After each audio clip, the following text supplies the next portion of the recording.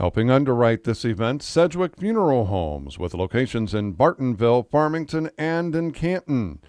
Remax Traders Unlimited, Susie McMillan, your real estate agent. Spoon River Animal Clinic, located on the north edge of Canton. Stereo Village, located on 4th Avenue in Canton. Wesley United Methodist Church, located on Avenue A in Canton. And MBixler Video Productions. Helping bring you this event, Monical's Pizza, located on North 5th Avenue in Canton. In Canton, we deliver. By the Bank of Farmington, located in both Canton and in Farmington. By Canton Napa, with a location of North 1st Avenue. Big Horse Vineyard, located east of Lewistown. By Canton Lambs of God Daycare and Preschool on North Avenue A, and by MBixler Video Productions. Good evening. I want to welcome you this evening to the forum on the State of Illinois Budget Impasse. I'm Kevin Kessler. I'm the pastor of the Church of the Brethren here in Canton. I am a concerned citizen, and I will be serving as the forum moderator this evening. First of all, I want to thank you all for coming to this event, but most of all, thank you for your interest and your concern. That you are here indicates how much you care. Thank you as well for your desire to envision and work for change. As we prepared for this event, we heard time and time again how important it is that a gathering of this scale include action items, things that we can do to affect change, to bring about forward movement in the halls of state government to pass a fair and equitable budget, and to move beyond the stalemate of partisan posturing to produce healthy fiscal policy for the future of the citizens of Illinois.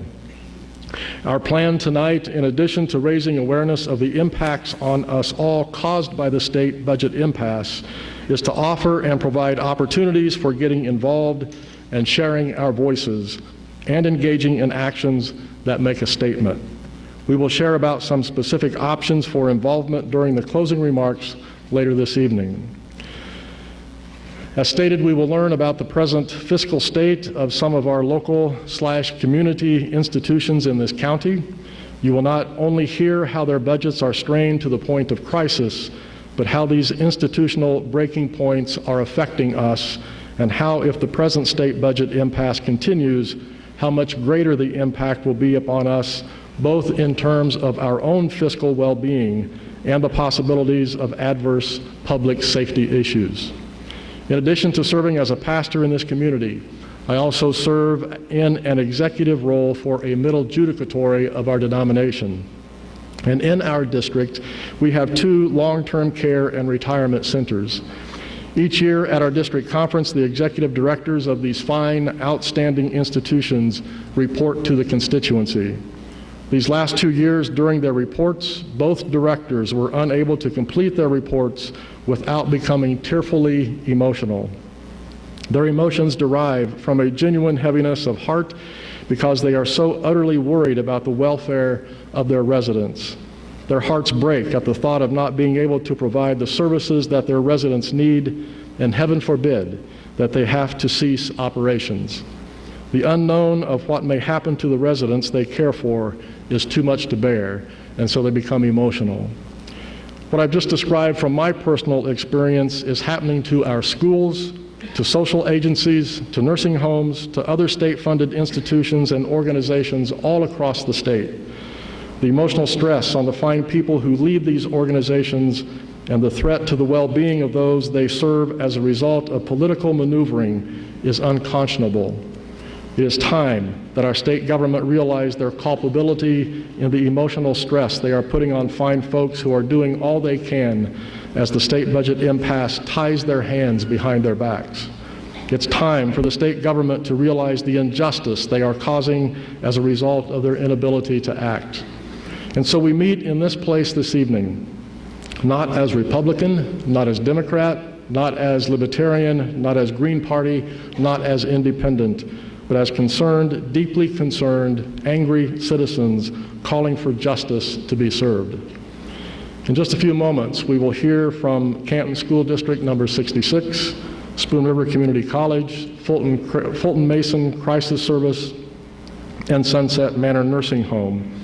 We'll hear how the state budget impasse is impacting their ability to provide services and about the stresses they are enduring, pushing them to the breaking point. And then following those presentations, we'll receive more information from a panel of community leaders. Missy Kalowski from the Health and Wellness Center, Amanda Atchley from the Canton Area Chamber of Commerce, Reverend Nina Nesselrode from First Christian Church Disciples of Christ here in Canton, also representing the Canton Area Ministerial Alliance, and Jeff Nelson from Mosaic. When you arrived this evening, you received a blank index card, and as you listened to the presentations about the impacts of the budget process, you may use those cards to write down questions that come to mind. And then following these presentations, the first part of this evening, the cards containing your questions will be collected. As moderator, I'll share some of those questions with the panel, giving them opportunity to respond. Also on those cards, please feel free to write any thoughts that you have for action items, things that you think would be helpful to do. Also, upon arriving this evening, you were handed a packet of postcards that were addressed to state government officials, namely Senator Dave Kaler, Representative Mike Eunice, Speaker of the House Michael Madigan, and Governor Bruce Rauner.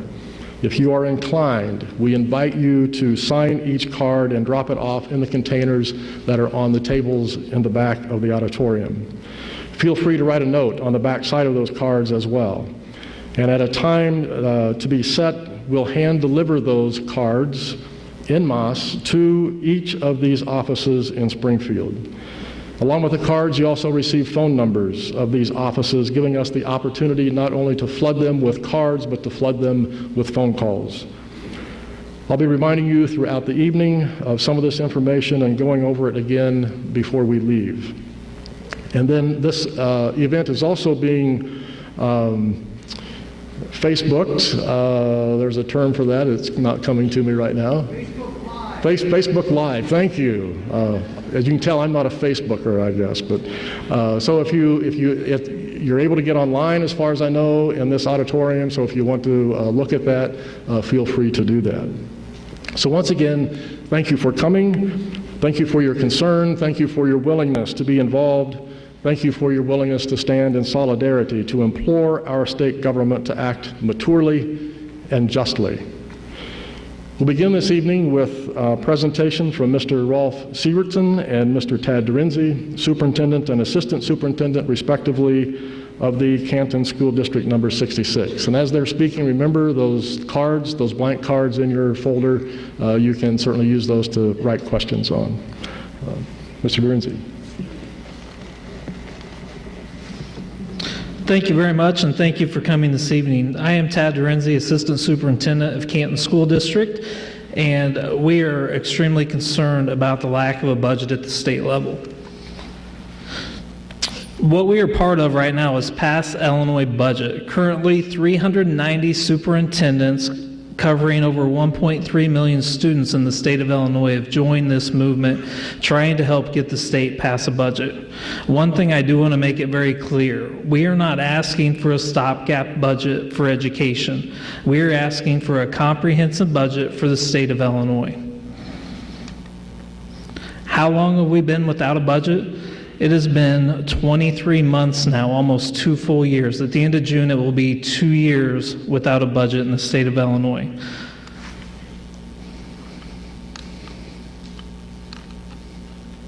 So what does this mean? It means Illinois currently has over $13 billion in unpaid bills. They created a stopgap budget for 16-17 in education. It's frozen and reduced budgets. And districts now need to know funding levels for 2017 and 2018. Our fiscal year starts over on July 1st, and we are currently creating our budget for next year without any idea of if or when or how much we will receive from the state of Illinois in funding. Where do our funds come from here? They come from state, federal, and local funding. Currently, we are provided about 44% of our funding through local property taxes, 46% or through the state of Illinois, and 10% is federal money. So as you can see, we rely heavily from the state of Illinois to help us fund our school district. So what is the state actually responsible for paying? In order to see that, you need to look no further than our state constitution. The state is responsible for paying the majority of education for students in the state of Illinois. The reality is Illinois ranks 50th in the United States in covering funding for education. In addition to requesting a budget, we're also requesting that the state pass a new funding formula for education that's equitable. Currently, we're under a formula that gives a foundation level for all students in the state of $6,119. That number has no meaning to it. It's just legislators sat down, they came up with a number many years ago, and that's what was put to it. There is a formula out there right now. Actually, right before they left session, the Senate and the House of Representatives passed a new funding formula that's an evidence-based model. The governor has not taken action on that yet and signed it, and even if he does, there's still no money to fund it. Hence, the funding formula will be a good thing, but we still need a budget in order to actually fund it. What we actually spend, the state average, there's two ways to look at expenditures for schools in the state of Illinois. The first is instructional expenditures, so what we are spending on direct instructions with students. The state average is $7,712. In Canton, we feel we do a great job providing a quality education, especially with the funds that we have. We currently spend $5,440 per student. The other way to look at it is operational expenditure per pupil. Again, we do very well at this. The state average is $12,821. The difference in those numbers, that includes things like transportation, maintenance, taking care of our buildings, those type of things. So costs that are not directly related to instruction. In Canton, we spend $9,044 per student, so we're well under the state average. There is a huge disparity in the state based on local revenues that schools have access to. The wealthiest schools in the state of Illinois, the highest number for instructional costs is $17,699 per student, and their operational expenditures is over $31,000. So with the current funding system, there is a large disparity. Solutions, there's solutions out there. The new funding formula is a great first step, but the key to any of them is, first, there must be a budget to fund those solutions. So why is the state behind on payments to the district? Is they don't have the revenues coming in order to support their payments. For many school districts, including Canton, some of the payments that we are not getting are called mandated categoricals. This is payments for things such as transportation and special education. As of May 1st, we expected the state to owe us, and still do at the end of the year, in these mandated categoricals, over $1.4 million. The two largest funds that they owe us in is transportation at over $400,000 and special education at over $800,000. We received 2 categorical payments this school year. Normally we get 4. One of them was carryover from last year. So we are still short 3 categorical payments from this year.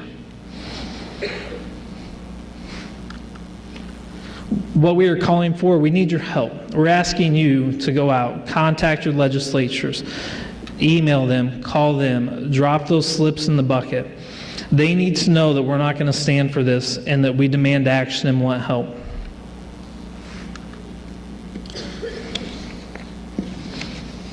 Thank you very much for coming tonight.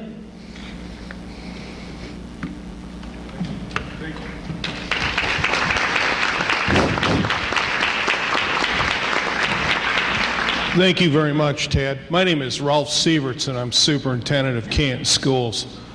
I want to thank you all from the bottom of my heart for showing enough compassion to come tonight. In my 30 years of education, I've never met a community comprised of a finer group of people than Canton, Illinois. It's reassuring to know that we have stakeholders that support the school district and the children of this community. In my 30 years of education, I've never seen a more dysfunctional government as we're experiencing now. We have approximately a $22 million budget, and 47% of that budget revenue comes from the state. We're not going to cut our way out of this. I feel as a superintendent that the state has completely abandoned public schools in the state of Illinois. If there is no state budget this fall, that means there will be no funding for schools. And there's only 3 ways out of that. One is we completely deplete our reserves and then close. 2, we completely deplete our reserves and then close and then borrow between $4 to $7 million to complete the year and into the next year. And that will be a tax increase on local taxpayers. What will be most challenging if we get into that scenario is if there is no state budget, this will also affect our bond rating, which means if we have to borrow any money to meet payroll and support our cash flow, we will be paying a very large amount in interest. And this was not created by any fault of yours. This problem squarely lies with the state legislature, the governor, the Speaker of the House. In other words, the politicians. I appreciate Kevin stating that this is not a Democrat or Republican issue. It is an ineptitude issue. It has to stop, and we have to demand better treatment and more fiscal responsibility from our politicians. The last way out of this is to not open school, which is the worst thing that can possibly happen.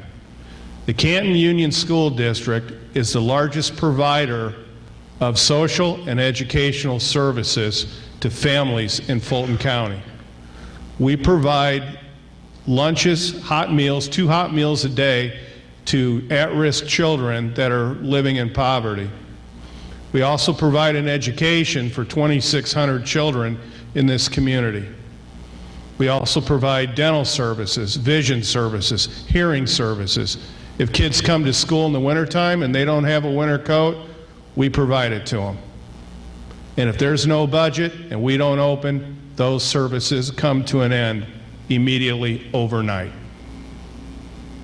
I can't tell you how upset I am about this and how ashamed I am to tell people that we have been reduced to a state of this magnitude for our children in the state of Illinois.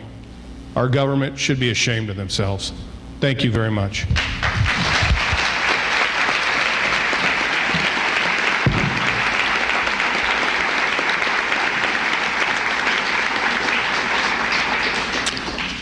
Thank you, Mr. Dorenzi and Mr. Sievertson. Just a reminder again, I'm going to say this several times. You may get tired of hearing me say it, but if the cards in your folders, be sure to write your questions on those as you hear these presentations this evening. Next on the agenda is Mr. Kurt Oldfield, President of Spoon River College. President Oldfield, we look forward to your sharing.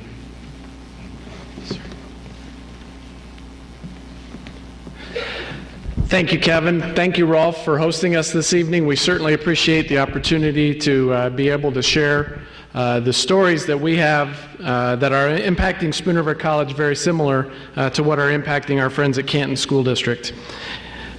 As the budget crisis in Illinois continues, I'd like to share with you what Spoon River College has not received over the last 3 legislative sessions.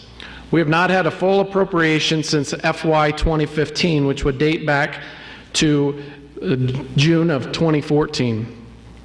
In 2002, Spoon River College received more than $2.4 million in funding from the state of Illinois. As of now, in FY 17, we've received $357,000. That's a decrease of almost $2.1 million over a 15-year period. In 2002, the amount from the state of Illinois equated to about 25.5% of the revenue for Spoon River College. Today, the donation from the state of Illinois is equated to less than 4% of the total revenue for Spoon River College. Community colleges were created in Illinois by code in 1965 with the framework that 33% of the revenue would come from the state of Illinois, 33% would come from local property tax, and 33% would come from student tuition. Today, those percentages for revenue for Spoon River College are 4% from the state of Illinois, 33% from our property taxes, and over 59% from student tuition. To put that into real numbers for you, in FY 2002, the tuition and fees that a student paid per credit hour were $57. 15 years later, our students taking those same courses are now paying $160 per credit hour in tuition and fees. That's 3 times the amount of what it was 15 years ago. When you hear people complain about tuition increasing, there's a cause and effect for that. Because if you'll remember what I said about our state revenue in 2002, it was at 25%. Today it's down to 4%. There is that direct correlation to state contributions. I cannot stress that enough in increasing tuition. As the state's contributions have decreased, that burden has shifted to students. Our property taxes have remained the same, but our students have carried the burden of the load. That is a real challenge for myself, our administrative team, our faculty and our staff, and our board of trustees, because we continue to hear about the claims and the challenges of student debt rising at rapid rates throughout the United States. Approximately $1.3 trillion today are held by people with student debt, and we're heading in the wrong direction when the state chooses to not invest into higher education. In addition to the operating funds that I just spoke about, we also receive monetary award program funding from the state of Illinois. This goes directly to our students, the students who are in the most need from a fiscal standpoint. They have not received their funding since the spring of 2016. They are adding the burden of tuition and college-going expenses to their families and to their own budgets on a personal basis. Like most colleges in Illinois, we've reduced costs. In 2012, Spoon River College had a total of 96 full-time faculty and staff. Today, we are down to 85 full-time faculty and staff. We've done this to minimize the impact felt directly by students, but we continue to try to provide the services that will help them succeed in their academic endeavors. But more work is being done by fewer people in all areas of the college. Funding for community colleges doesn't just benefit the individuals who are pursuing those degrees or their certificates. It also benefits the communities in the district. In a study that was conducted by Northern Illinois University, it was estimated that Spoon River College has over an $8 million economic impact. So the state of Illinois is receiving an $8 million economic benefit for a $350,000 investment. Seems like a pretty good payoff to me. Imagine how much more we could do with the funding that was back where we were at in 2002. As an important part of economic development, it's important to have a well-prepared workforce that can help current businesses grow and expand, as well as attract new businesses to our area. Spoon River College plays a significant role in helping provide those educational opportunities to individuals who are planning to enter the workforce, who are in need of retraining to stay current with their career, and providing skill upgrades to employees of businesses in our district. Spoon River College also helps students with literacy needs by helping them obtain their GED and helping them see the pathway to a certificate or degree. All of these programs are designed to help students succeed. Spoon River College continues to look at new programs in order to help provide opportunities to individuals by utilizing the existing college resources that we have available. Those times are slim. But higher education is rapidly changing, and the faculty and staff at Spoon River College are committed to adapting to these changes while still struggling within this budget environment. The college is fortunate to have the support of our foundation, which provides scholarships to our students to help offset needs that they may have and assist with other classroom needs and technology upgrades. Despite all of this, we continue to look at opportunities of how we can grow. Similar to what Superintendent Severson spoke about, I believe we cannot cut our way out of this budget crisis. I've challenged our faculty and staff that we have to grow our way out of this budget crisis. We have had layoffs and we've frozen positions. We have trimmed expenses and reduced travel. We've reduced our operating budgets. We've reduced class offerings. We've deferred maintenance. We've increased student enrollment. We've increased student retention. And unfortunately, we've had to raise tuition. You're talking about an organization that is a $9.6 million operating fund organization that the state of Illinois cannot even find a way to fund at a 10% level. We continue to look at ways to grow Spoon River College in order of helping students have those opportunities to be successful in Fulton, McDonough, Mason, Schuyler, and Knox counties. But with these challenging times, we are now looking at filling a $550,000 deficit for this fiscal year, assuming we get 25% of what we're promised. And if we get zero of that, we're looking at filling a $1.2 million hole. That has to be done by the time school starts. So tonight, your attendance here at this forum provides us an opportunity to have a voice. It provides you to be educated about the direct impact in the communities that we all serve, how it impacts you as an individual, as a community member, and how you can take that knowledge and have a conversation with our legislators, our policymakers, and the people who have influence in Springfield to try to move forward. We too are like Assistant Superintendent Dorenzi asking for a comprehensive budget.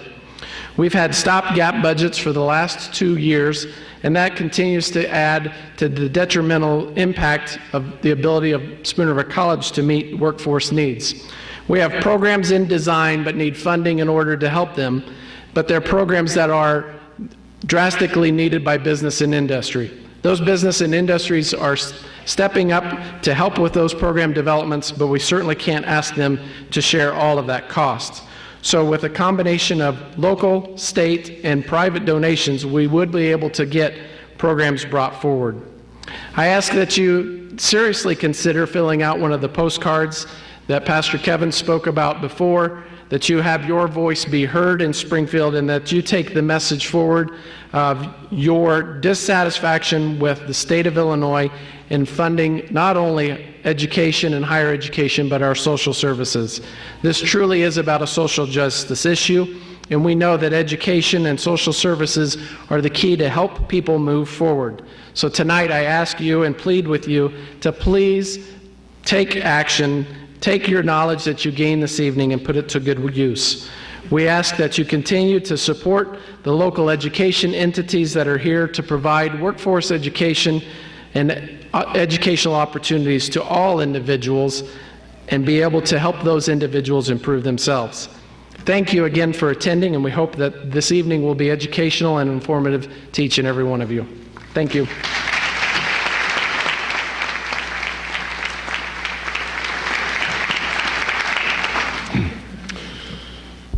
Thank you, President Oldfield.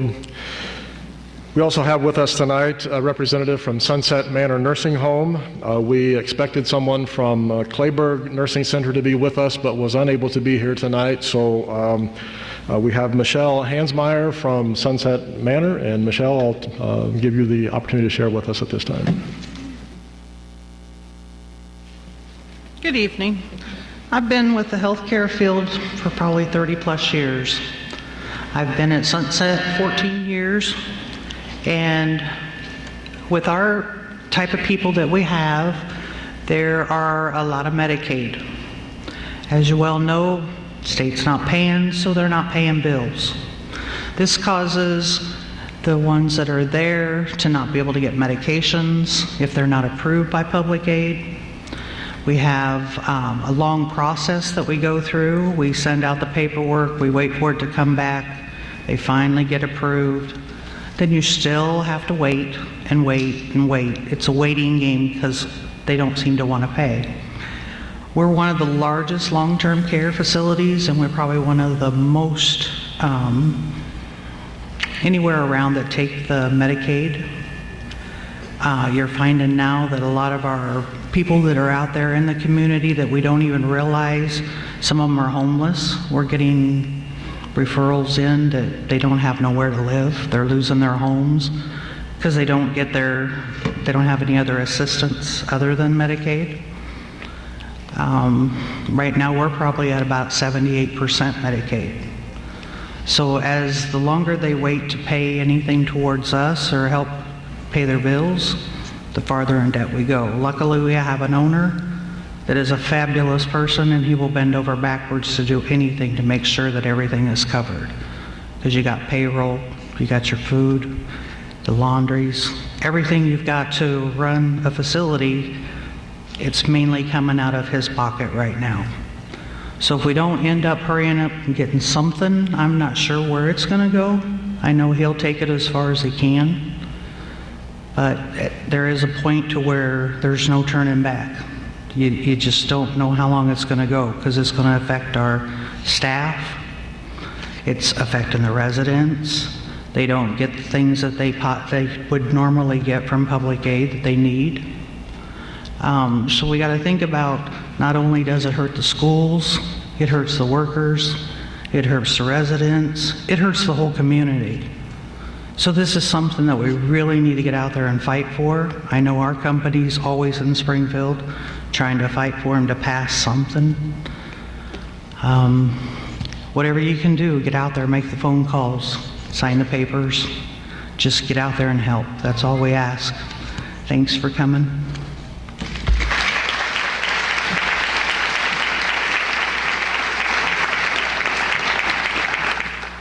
Thank you, Ms. Hansmeyer. We're grateful for your presence here and sharing with us this evening as well. Just a reminder about the little note cards in your folders. Be sure to write your questions on those. We'll have ample time to receive those questions and have the panel talk about those questions or respond to those questions later on in the program. So be sure to fill those out and get those turned into us. We'll tell you when to turn those in. Our next person to share with us is Phyllis Todd. She is from the Fulton Mason Crisis Center, and Phyllis, we'll look forward to what you have to share.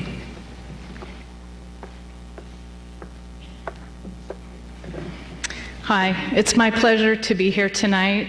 When I was asked to participate and share with this forum the impact that the state budget impasse has had on our agency, I'm more than happy to share. In the 37 years that we've been providing services here in the community, this is an unprecedented time for us. We are currently, the state owes us, as of today, over $272,000. And I know that on the scale of things compared with the school district and Spoon River College and the nursing home, that's small, but for us and the families that we serve, that's a lot. Reserve money can only go so far in meeting the needs.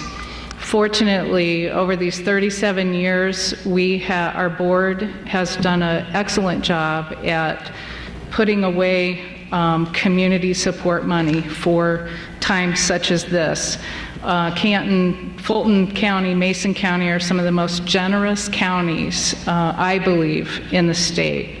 When there's needs, people really step forward and meet those. As an individual, as a citizen in the community, I agree, and I'm heart-stricken by the things that I heard from the other people on the panel. We do need solutions, and we need voices from people in our community to really say, these are the kinds of things that are important to us. These are the kinds of things we want to see moving forward so that something happens, and these vulnerable programs and citizens in our communities aren't negatively impacted. So we hope that some of the information that was provided tonight just gives you that education and those pieces of information that help you consider and think about moving forward what we all can do as citizens and as community supporters. Thank you very much.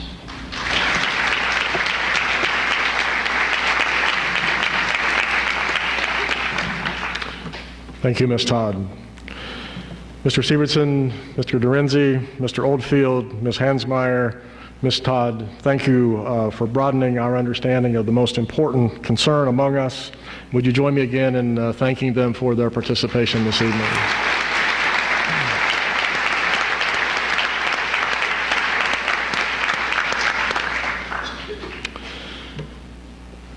I reminded you several times about the index cards. Now is the time that we will be collecting those. So if you have written a question on your card, would you pass it to one end of the row or the other? It doesn't make any difference. Just pass it to the end of the row.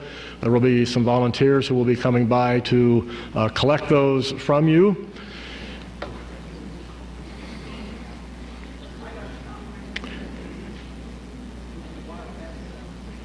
We will receive those, and they will be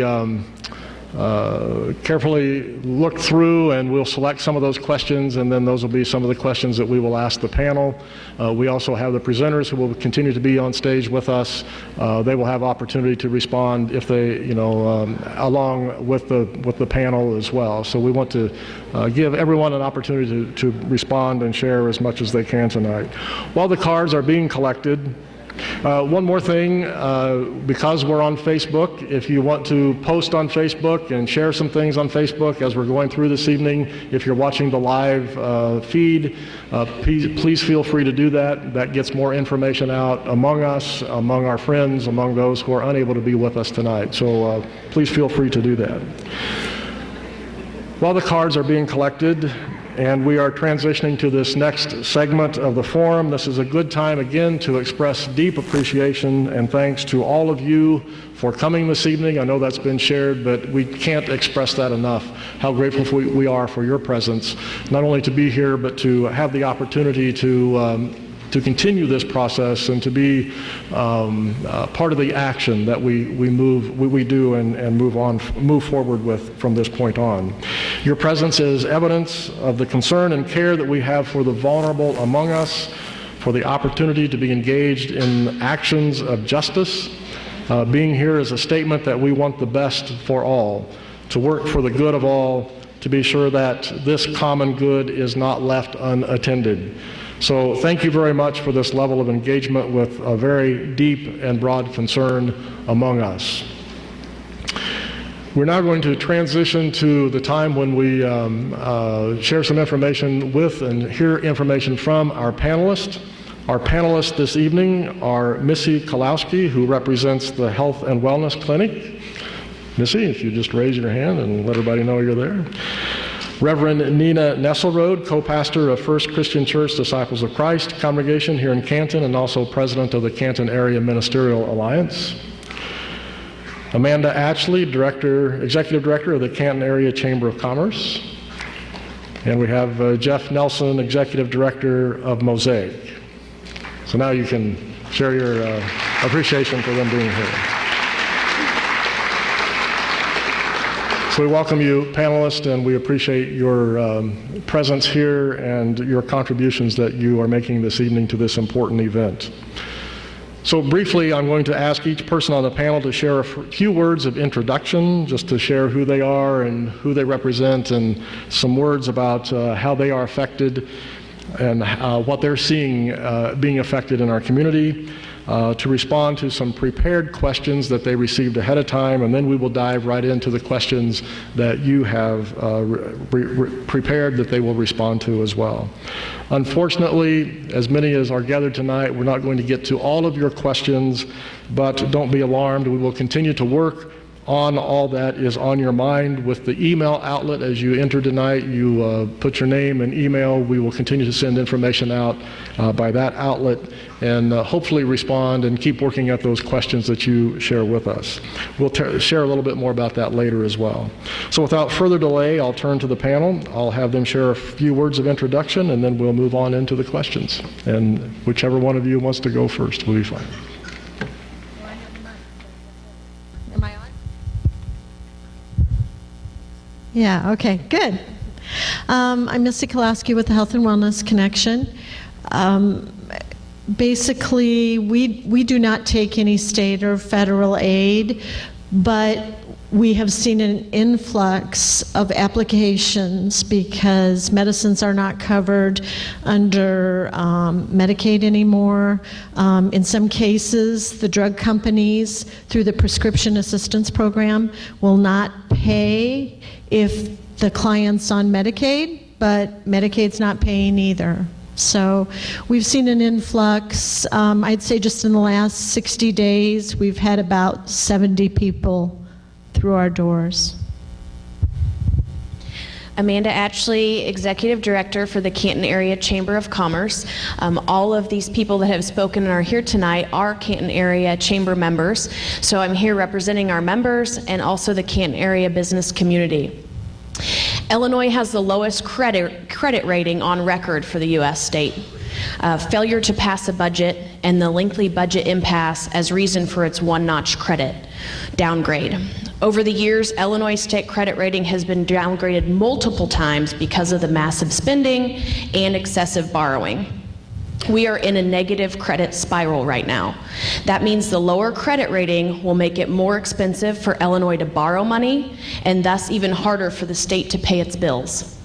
The rating agency also said the current impasse poses a threat to timely payment of the state's core priority payments.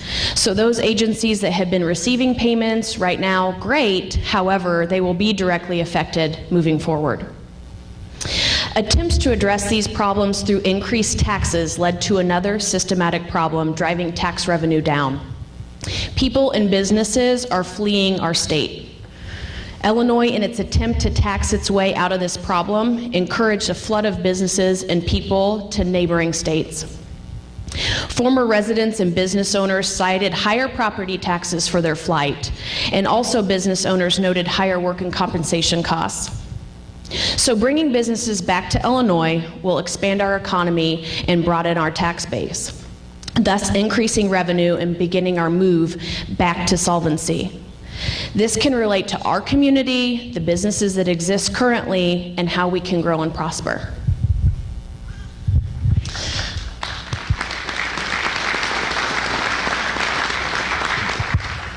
I'm Pastor Nina Nesselrode with First Christian Church, but I'm also the president of the Canton Area Ministerial Association.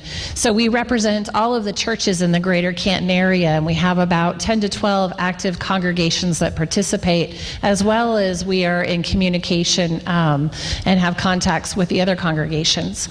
We are sitting here because Mr. Sievertson and Mr. Durenzi brought this issue to a CAMA meeting in early May. And as people of faith, you're going to be hard-pressed to find clergy who don't think that we need to talk about social justice issues or talk about humanitarian needs. I'm also a parent of an 8-year-old, and I knew I didn't understand it fully, and I'm a well-educated person, and I was surprised by the numbers and surprised by what the impact was. So together, the clergy said, let's see how we can educate together with all of our partners, and made phone calls to a lot of the different agencies. Hi, I'm Jeff Nelson. I'm the executive director for Mosaic. We are an agency, social service agency, that provides residential and vocational training programs for the adults with developmental disabilities in Fulton-McDonough County.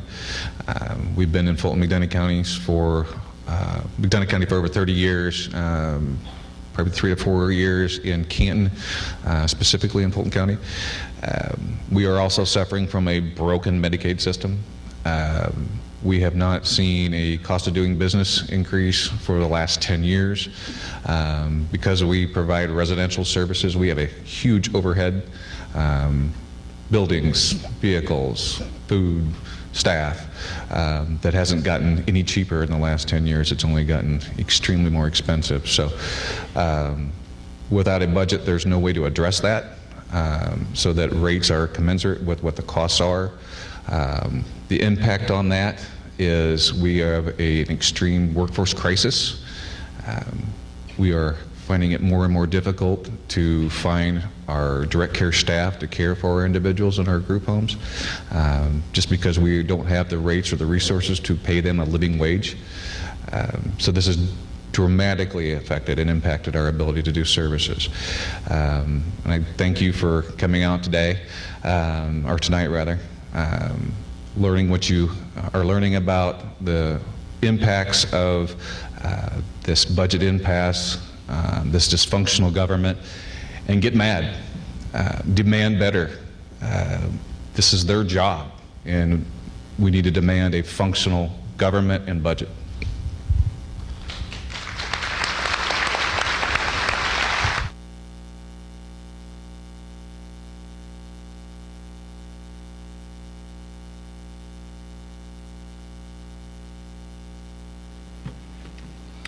Thank you for sharing introductions. We just reiterate throughout the evening that you received the cards, also the cards that you can put your signature on. We invite you to do that and leave those in the baskets in the back. Also, to call your representatives. We've heard that plea from our presenters tonight, and from the panel we'll hear that as well. So please call. Let them know how you are feeling, what's going on in your life, how you are being affected by this state budget impasse. We'll move into some additional questions. You've already answered this in some ways, but let me ask this again. What problems are not being solved by the current budget impasse, and what are the negative effects on our communities in Fulton County?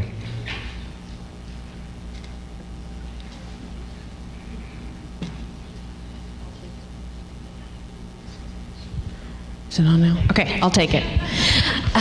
The state right now owes the city of Canton a little over $821,000 for the Illinois River Correctional City's water bill. So they have been delinquent for over a year now, and this becomes a trickle-down effect like it does everything else. They're trying to tie up cash flow for other projects that they're doing, making it difficult to make payments for other projects, and employees retiring they're not able to replace right now, so staffing is tight.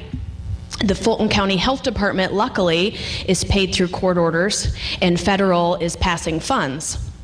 However, since the beginning of the impasse, they have lost 5 full-time employees, so they have had to downsize. And about 75% of the Fulton County Health Department's program are funded by the state.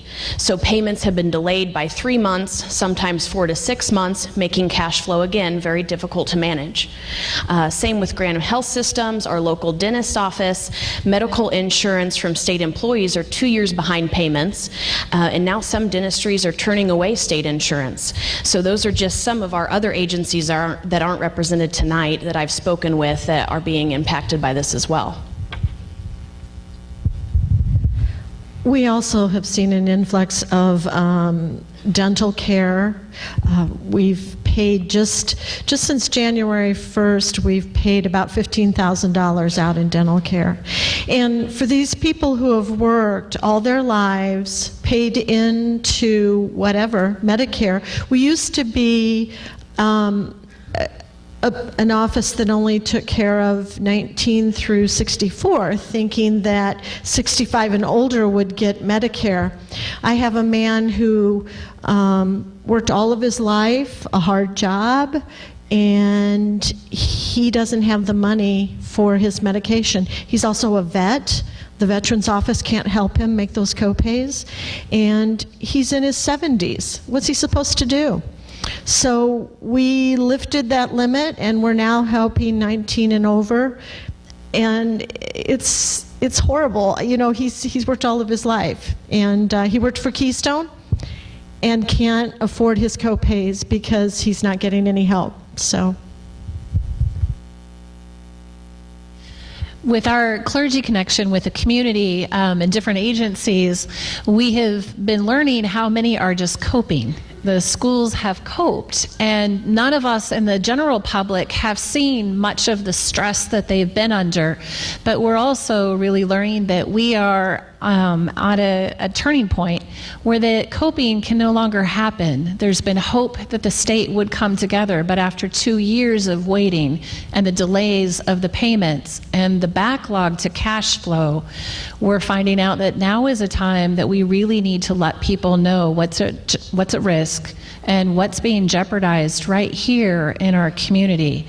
That means, as Superintendent Sievertson said, our free and reduced breakfast and lunches for our children in a community that has a very high poverty level. That means our nursing homes. We brought my mother here when she was terminal about 2 years ago for care and moved her to the area, and saw then that the nursing homes were already getting stressed, already that they were going into debt for how they would provide care for their long-term residents. So it's time for all of us to realize the coping has been stretched thin, and people have done a wonderful job. I want to commend our leaders in our community, but to recognize they need our voices. We need our voices, and that there is power in coming together as community and lifting that in numbers.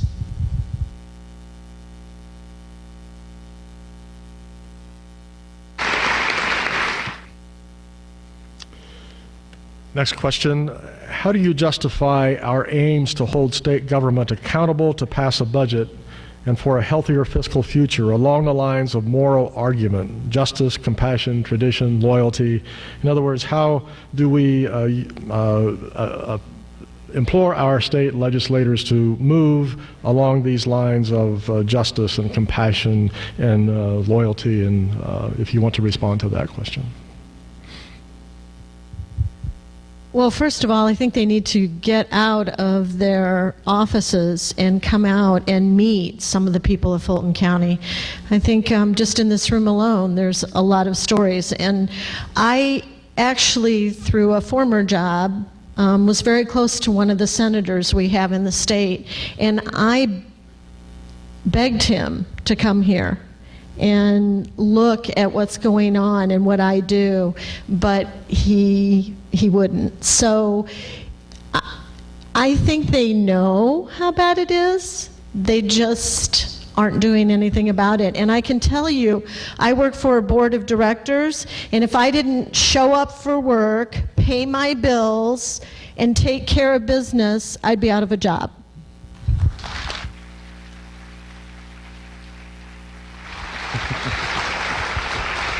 I agree. And just to dovetail on that, I think what we're doing tonight is a great start, this grassroots, educating the constituency on how this budget impasse, this dysfunctional government is affecting people in Canton, in Fulton County, in the state of Illinois.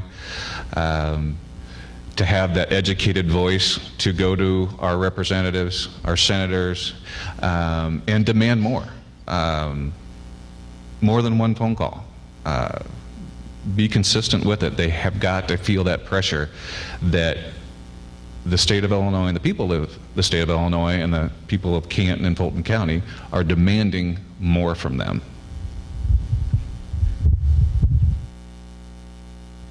I want to add to that as well that this is no longer a Democrat or a Republican issue, that this is a humanitarian issue, that the standoff has gone long enough and too long, that the real devastation is beginning.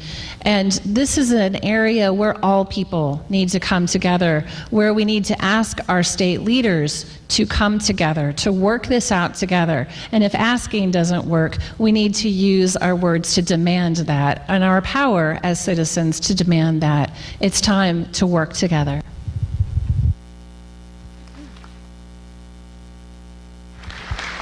Completely agree. Elected officials have failed to do their job to make necessary, painful decisions. The finger pointing has gone on way too long. Bipartisan compromise is needed for Illinois to persevere.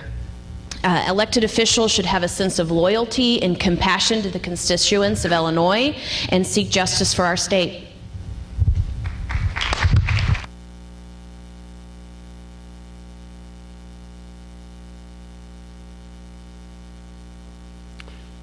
Thank you. Next question. What allies and advocates can be rallied together across various sectors of public life, from the academy, civil society, the arts, the church, business, science, etc., to initiate a movement for the welfare and public safety of our communities or our life together as citizens of this state? So how can we together work to help implore our government to start moving forward with what needs to happen? I can say on the Canton Area Chamber of Commerce's side, we have 280 members that consist of government agencies, nonprofits, individuals, and many area businesses that we can reach out to initiate a movement. We are also part of the Illinois Chamber of Commerce and the Central Illinois Regional Legislative effort that will advocate for a balanced budget. As Nina had said, the lack of budget has not directly inconvenienced many residents just yet. So it's been easy to just ignore the problem. But the trickle down is here now, and we definitely need to act on it. Also, congregations and those who are people of faith but not connected to congregations, part of what is at your tenet of your faith is speaking up for those that are the most vulnerable.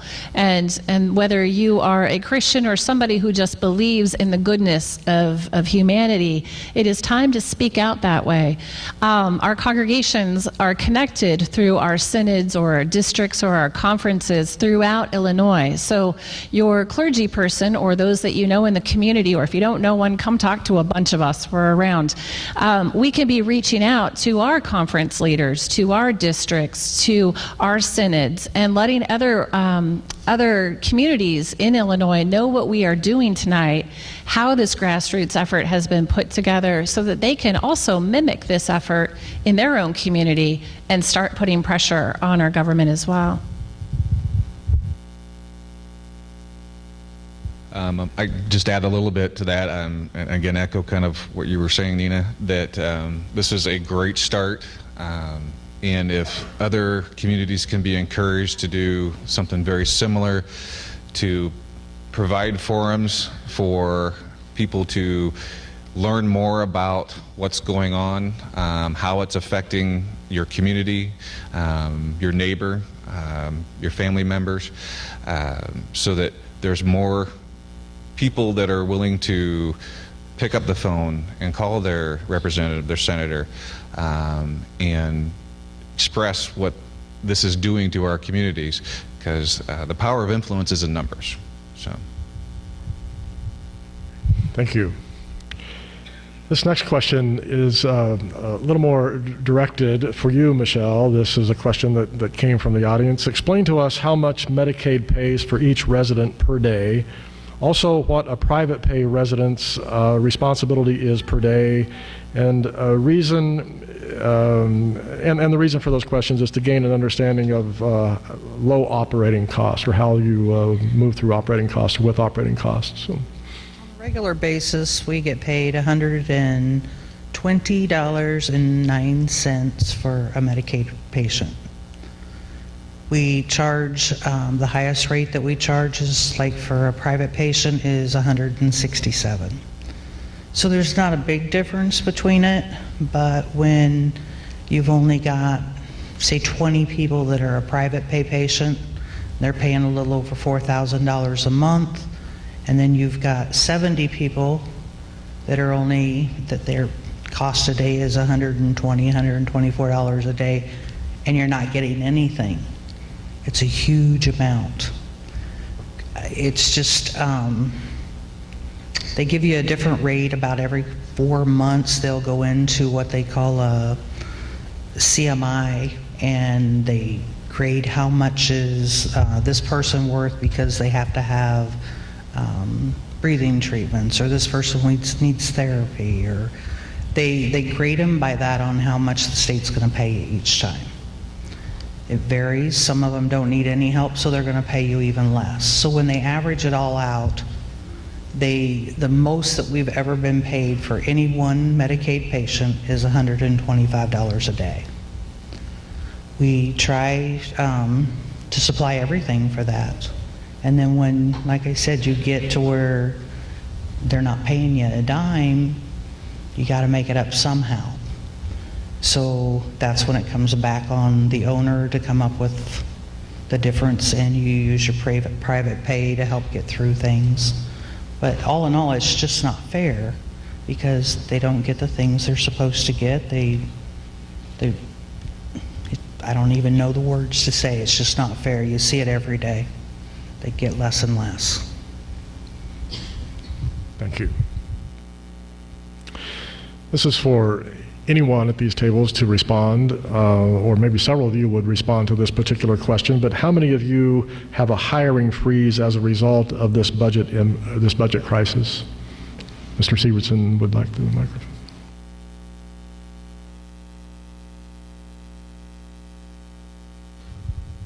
We don't have a hiring freeze.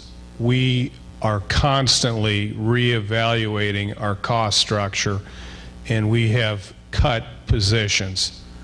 As a result, we're also losing teachers from Illinois and going to other states, or we find that students are attending college in other states because Illinois is so dysfunctional. I can't tell you how many times that we've had candidates that have applied for a job here and then have backed out at the last minute and simply gone somewhere else. But right now, when I mentioned earlier that there's no cutting our way out of this, we're at bare bones. We have the highest class sizes we've had in the elementary schools because of this. And I guess one thing that I would say that I'd like all of you to think about is this is time sensitive. School starts in 8 weeks. That's all they have to get a budget. And I'm not confident they're going to get one. And if there's one thing I would like you to do for me tonight is when you go home, look at, if you have a young child in your family, look at that child. If you have an elderly person in that family, look at the elderly person, or if you have an infirm person in your family, look them in the face and ask yourself, are they worth it? And if your answer to that is yes, I would implore you to join this struggle with us for justice to demand a budget in the state of Illinois.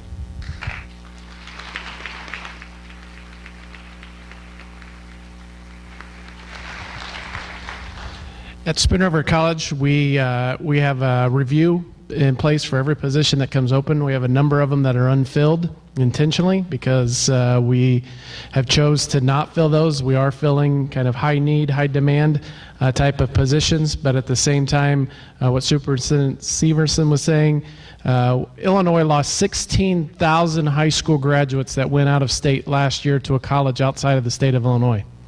Now, to put that in perspective, that's larger than the population of the city of Canton that leaves every year their high school and goes to a college outside of the state of Illinois. The challenge with that is that of those 16,000, we know statistically that 85% of them will not return. So when you think about that, we're only left with 15% of that potential student body coming back to be career citizens in the state of Illinois. That only compounds our problem because over 51% of the state's revenue comes from income tax that you and I pay every day to the state of Illinois.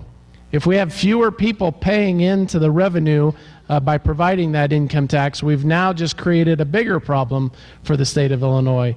That later on down the road, we continue to fight this battle. This is not just a battle that will end 2 weeks or 8 weeks later.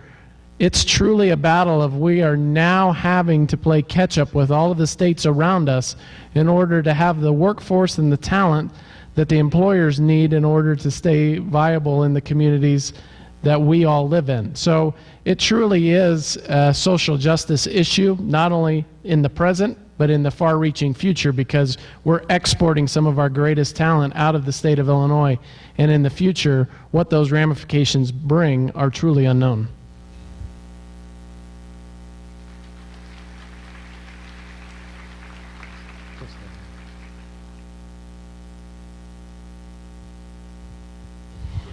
We don't necessarily have a hiring freeze because we're a pretty small organization, but what we have done, and much like what the other persons here tonight have said, over the last 15 years, we haven't received increases in funding. There is no cost of living raises. And so over time, we have left positions unfilled. We currently have one unfilled position that is grant funded for this year. Our fiscal year will start July 1st. And as crazy as this seems, if this other funding that we have applied for comes through, we will need to hire additional staff because it will come through a different pot of money, and they can't be funded through the same grant money that we're currently not receiving.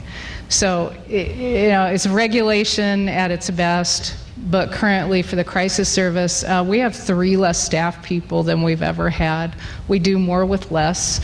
Cost of health insurance and everything else has increased over the years, and we don't get cost of living, we just cut. And this year we chose to not fill a staff position, which then just, the burden falls on all of us to do a little more.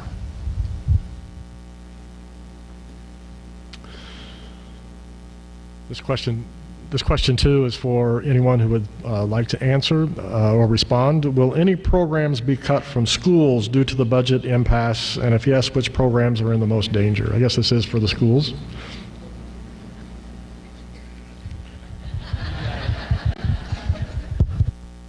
Can you repeat the question, please? Will any programs be cut from the school due to the budget impasse? And if yes, what programs will be cut? That's a tough question. Danger, I should say. Which ones are most danger? We haven't targeted any programs for elimination. What we have done, and I'm ashamed to admit this, is in order to preserve programs, we have laid off some very good, fine people from this district, and it's affected them negatively. But we have a responsibility as our core business value to provide an education to children. But if there isn't a budget, you have our legislative leaders that are placing not only this school district, but again, 2 million children at peril on their education. I can't emphasize more, and I know I'm repeating myself, there's no way of us cutting our way out of this. We do not want to sacrifice the quality of education that Canton, Illinois now has in order to accommodate a bunch of deadbeats, and we won't do it. But I will be honest with you here, if they do not have a budget, it's going to be very hard to make up $10 million in one fiscal year. And I hope I'm not placed in that position. At Spoon River College in fiscal year 2014, we trimmed about $450,000. Those were staff positions and other expenses that we reduced. As I said in my remarks earlier, we're right now analyzing how we fill a $550,000 hole. So we are truly looking at everything. My argument has always been we're an educational institution and students should feel the least amount of impact as possible. So that means all of those direct student contact areas are the ones that we're reviewing first as a priority in order to continue to maximize the educational opportunities that occur in our classrooms. However, there becomes a point in time when that too does not give us enough expenditure reduction in order to fill the budget gaps that are in place. So we're working with our Board of Trustees to analyze options, but right now we'll stay committed to minimizing that impact on students by not having classroom instruction impacted, not having student services impacted, but looking at other areas of the college that we may have that we can produce less expense. However, at the same time, as I said before, we're really trying to be creative and grow our way out, so we're bringing on new programs that utilize current resources in order to bring new people in, trying to provide new opportunities of working with business and industry to do their training here in our communities rather than sending people out of the community. So we're really trying to maximize the educational opportunities that Spoon River College can offer, so we can grow our way out of this budget challenge rather than cut our way out. But at the same time, sometimes that growth is slow. So it's a true balancing act for our college team right now, and we truly have everybody pulling in the same direction right now, trying to solve these budget challenges. Any other ones? Any other folks here cutting things from their, or programs in danger of being cut? Okay. Yes. This last year we did discontinue, and we did close a couple programs in our Macomb and Bushnell area due to funding issues. Projections for the end of this fiscal year look to be at a loss of about $500,000, which is huge for a small social service agency. Fortunately, we're a large organization in many states that have been able to help us fill that hole, but it will only be for a very short period of time. We couldn't sustain that way. So we are looking at what we can do to tighten things up. We haven't had to have a hiring freeze or anything like that, much like some of the other people that spoke. We're having difficulty finding people to fill our positions with what we're able to pay. So we aren't necessarily, like I say, cutting positions, but services, we are being fiscally responsible to maintain the agency and that we sustain, but we have had to downsize. Mr. Sievertson, you talked about 3 scenarios that could become a possibility if a budget is not passed for the school district. As of today, assuming a budget is not passed, what is the most likely scenario of those 3 that you mentioned for the 2017-2018 school year? And then to add on to that, how many days of operation remain as of now for Canton School District number 66? That's an excellent question. Right now, Mr. Dorenzi and I sat down yesterday, and we believe we can get us through April before we would have to shut down. But what's important to remember is once those reserves are gone, they're gone forever. That is lost revenue that will never be recaptured. This district has needs like any other school district where we have to make capital expenditures to maintain our buildings, to maintain our programs. And if we have nothing in reserve to do that, then we won't be able to make those capital improvements. The 3 scenarios, I really don't know at this point. And ultimately, it would be a school board decision, but I'm sure they would ask me for my recommendation. And at this point, I'm not comfortable making a recommendation. But what I have done, I've been reaching out to other school districts because there are strength in numbers. And I think something else that everybody in this room really needs to understand, this is a historic moment. As far as we know, there's no other community in the state of Illinois that has their citizens attending a forum demanding a passed budget. So you are all leaders in the state of Illinois.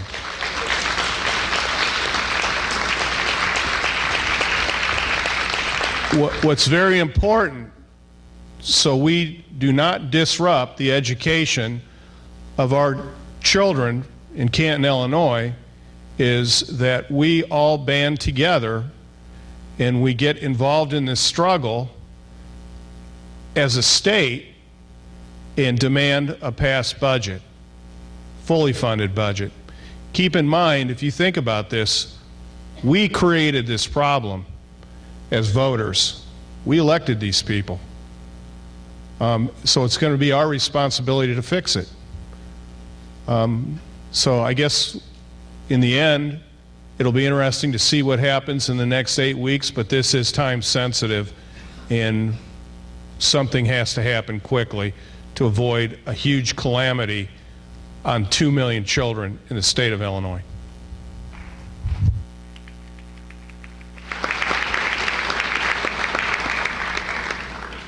Something we have not mentioned too much tonight is what happens to our community if these services are no longer available to us, if schools would close, if services or other agencies would have to close, nursing homes would not be available to us any longer. What would that do to our public safety?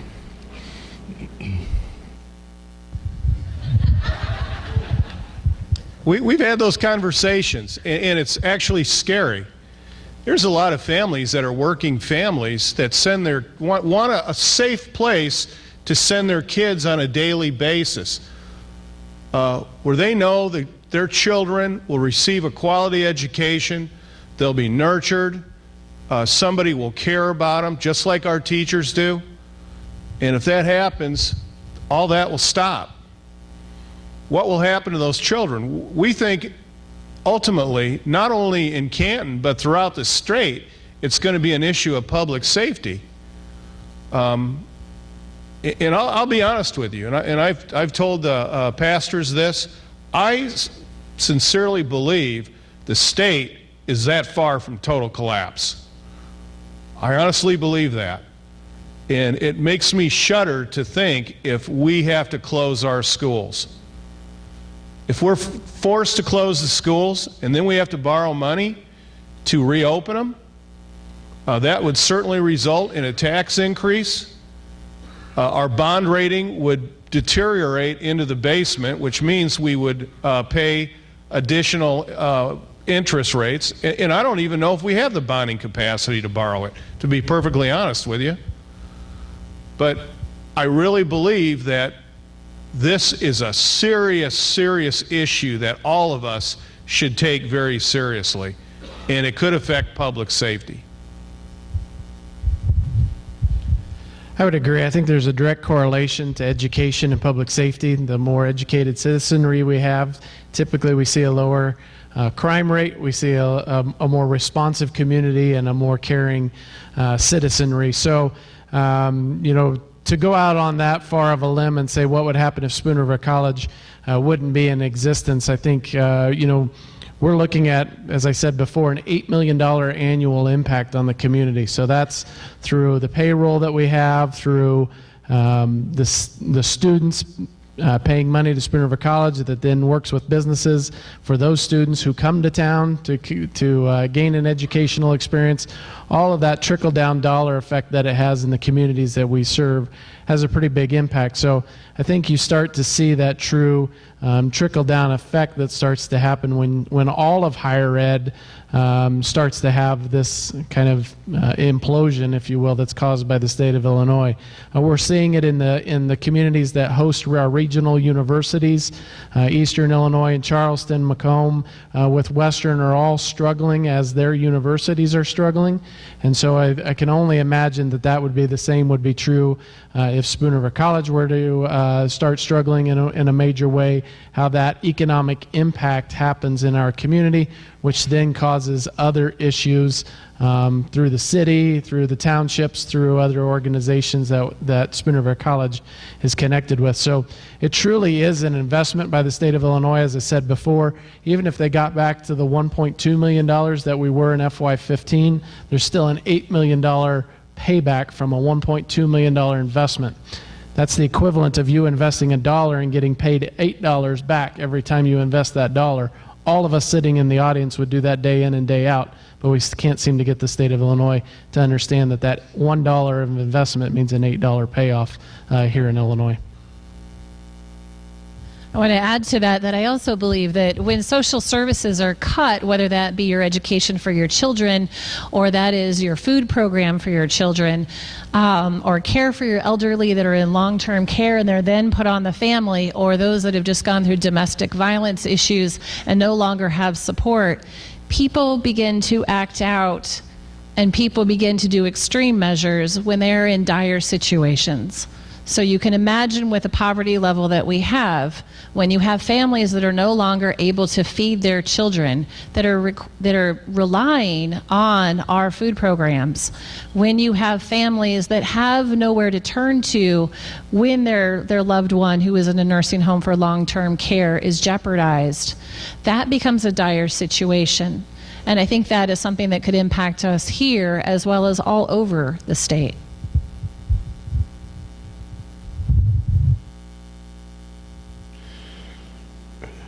Here maybe is the $64,000, maybe $100,000 question, but what does the state do with the money received from taxes?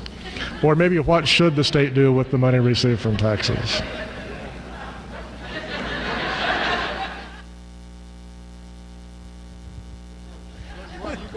I'll let Rolf end on a high note because he seems to have the magic words here.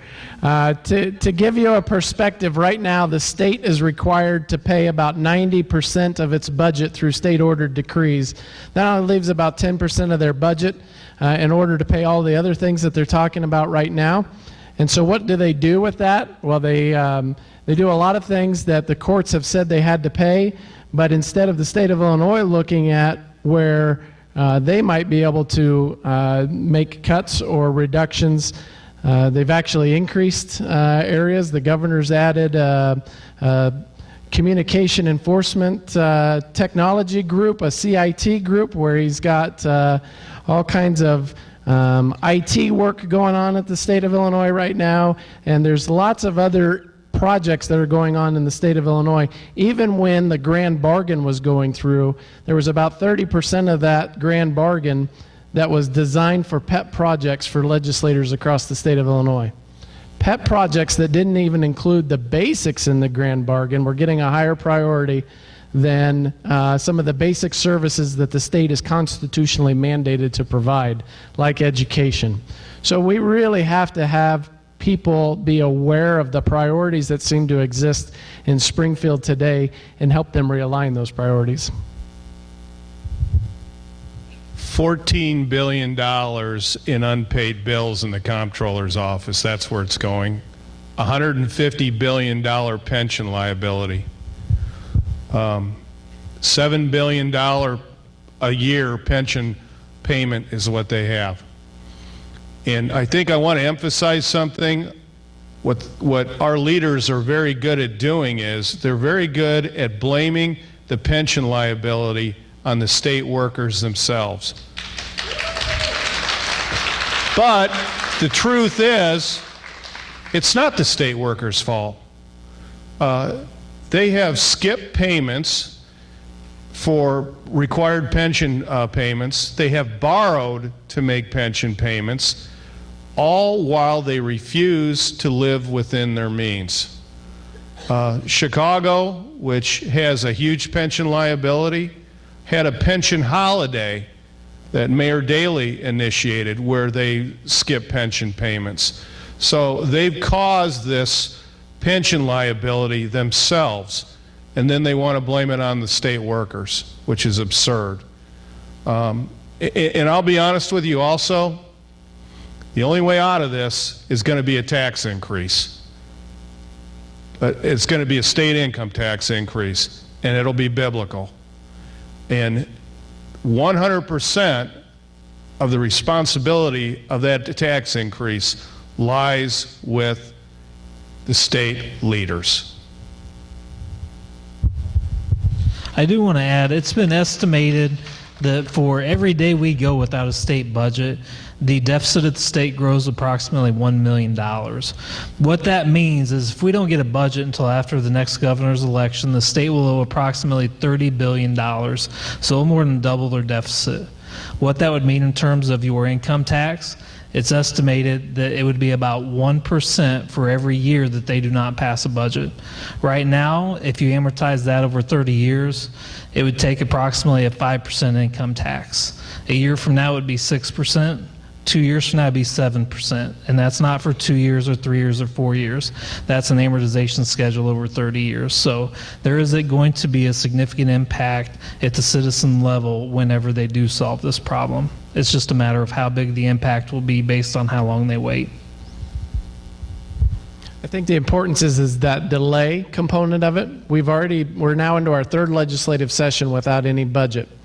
If this would have been solved 3 years ago, back to Tad's analogy, we would be able to increase the income tax by 1% and be able to pay that off over a 30-year period. Now, because we've delayed 2 additional years on that, we're now up to almost a 6% tax increase. Taxing services like haircuts, landscaping, and other services that we currently don't pay sales tax on now are going to have to be included. And remember that we're losing population. Chicago was the third largest city in the nation, is now losing population at the quickest rate of any of the largest cities in the United States. We are losing people, which is causing that tax burden to be shifted to less people, which means each and every one of us who stay have to absorb a larger cost in order to bail the state of Illinois out. So when we ask for action to be immediate, we're asking for that very reason. Because if we delay, it only impacts all of us longer and harder as the time goes on.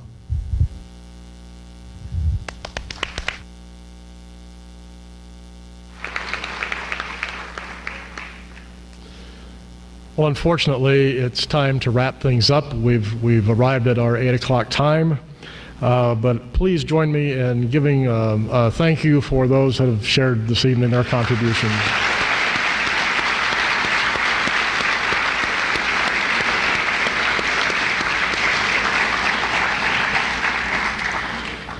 You know, we have come to the end of our evening, but we have not come to the end of our work. As you entered this evening, you shared with us your email address. We will not share this information with anyone else, but we will keep you posted with ongoing efforts and information. If other forums or rallies or gatherings are planned, this email outlet will be the place from which such information is distributed. So please check your email updates for opportunities to stay engaged, for news that, and I'm hopeful our efforts are making a difference. As I mentioned earlier, we will continue to review the questions we were unable to respond to this evening, and we may offer some responses in some fashion on or in that or through that email outlet. Also, as I mentioned earlier, this evening we want to walk away from this gathering with actions in which we can be involved. And one of the questions that we received tonight are, what are the next steps? So some of these actions we have been involved in this evening. Just being here is one of those steps. There are some things that are ongoing that I'll share with you, and still others that will emerge, and we'll let you know through email, through Facebook, through media, through other outlets as well. So here are a few things that we are doing. You received the set of 4 cards that were addressed to state government officials. We hope you have signed those, and as you leave this evening, put them in the respective containers on the back tables as you exit this auditorium. These cards will be delivered in person, en masse, to the Springfield offices of the officials. We're not going to mail them, we're going to take them there. And as the plans gel and a date and time is set, that information will be shared with the likelihood that you will be able to participate in traveling to Springfield and sharing those cards with our legislators. You also received a little page with some phone numbers of state officials. Take the time in the next several days to call these offices and voice your concern and your desire for action to happen in the legislative chambers and the governor's office in Springfield. Raise the cry for justice and human dignity. And also, the Canton Area Ministerial Association or Alliance is planning a prayer walk, relay, and vigil in the near future. If you are a part of a community, a faith community in this area, watch for announcements in your weekly worship folders, newsletters, etc. And again, as plans materialize, the end result will be posted by email, shared on Facebook, other communication outlets. So stay tuned to what is happening. You also saw some media outlets here tonight. This too is a resource among us to share the word or our concern, our anger, our rage about what is going on. And then notes, some things that we may have heard this evening that we may be able to do that are heavy on your minds or that you're thinking about, please let us know. We'll be glad to continue working on that. This was a planning team. It's really not an organization that brought you here tonight, just a group of people who are concerned and put this together and planned it. But we don't want to see things end, so we will continue to work and hear from you, and we will also continue to send information out to you. We want this to go on. The email list that you signed up for, you can also find that form online. Simply go to Facebook and search for Canton Area Ministerial Alliance. The form is at the top of the post, along with the video for tonight's Facebook live feed. So if you missed that, you'll be able to find that on Facebook later. So again, thank you for coming, for being concerned, for being engaged. Let's stay engaged. Let's bring about change. Let's keep our voices and our actions employed. And I leave you with two profound statements that you may have noticed on the program folder that you received this evening. First, from Vincent van Gogh, that famous artist, "Great things are done by a series of small things brought together." And from Proverbs, from the Hebrew Scriptures, "Do not withhold good from those to whom it is due when it is in your power to act." Good night and Godspeed.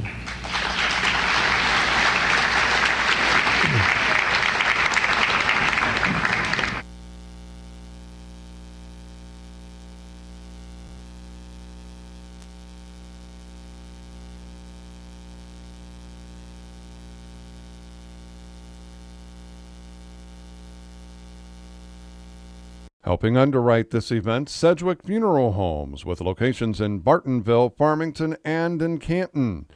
Remax Traders Unlimited, Susie McMillan, your real estate agent.